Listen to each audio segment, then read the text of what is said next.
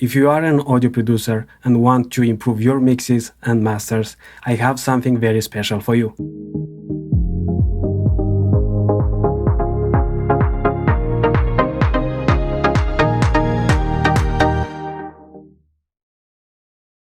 Today I'm going to share with you the one technique I use in all my mixing and mastering sessions. If you want to improve your mixes and masters, after you listened one time to the entire song and made some notes you think you should use to improve it, the first thing you need is to apply an equalizer and cut the bad or ugly frequencies. Let me explain. First, I recommend using a transparent equalizer, that is, one that doesn't apply any coloring. Let me show you which one I like to use and how I use it. Here I have a stereo mix from Wamlo. Let's listen a bit.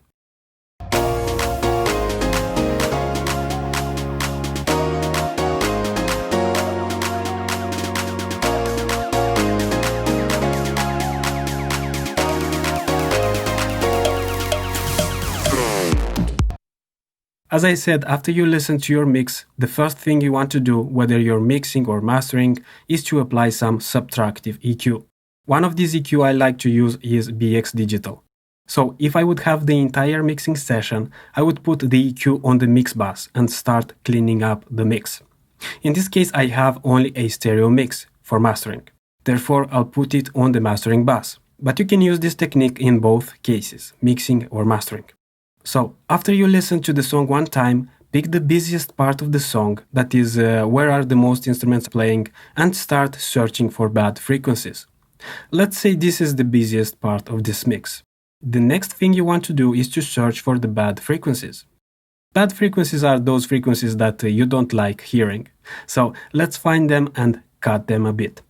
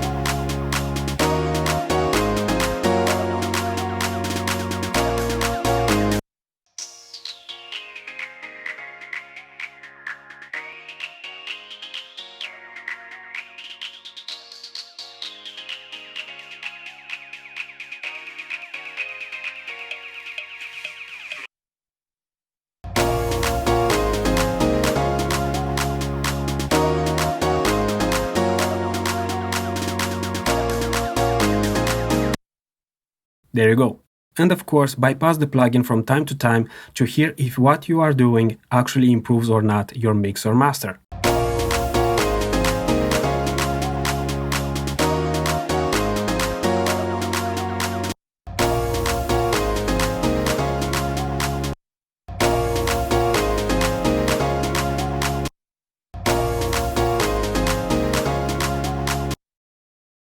Now, depending on what you are listening right now, you can hear that we are on the right path.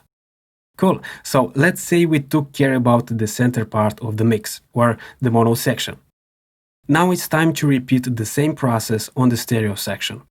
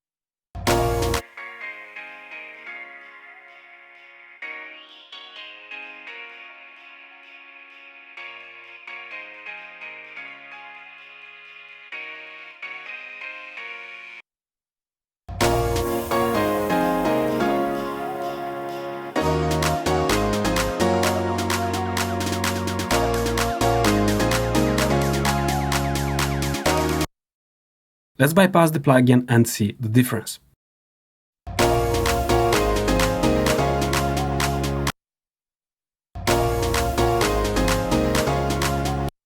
And you notice as we cut some frequencies, the processed mix is lower in volume, so we'll have to compensate a bit for the lost volume.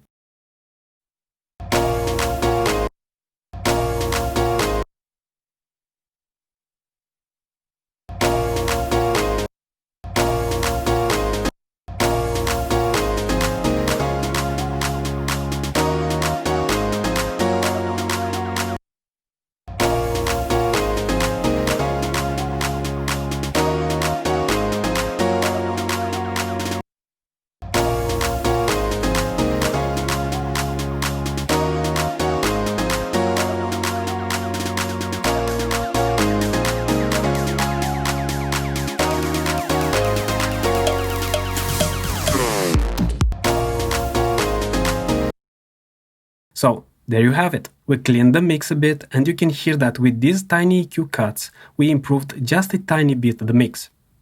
And in mastering, it's all about adding tiny improvement steps which bring you to polished masters. Now, the thing is that you won't need to use this technique on every mix. If you have a great mix, you won't need this. On the other hand, on some mixes you will need a lot of cutting, but in this case, as the mix is already pretty good, we made only some tiny adjustments. My advice for you is to check every mix using this technique and then move on to the next step.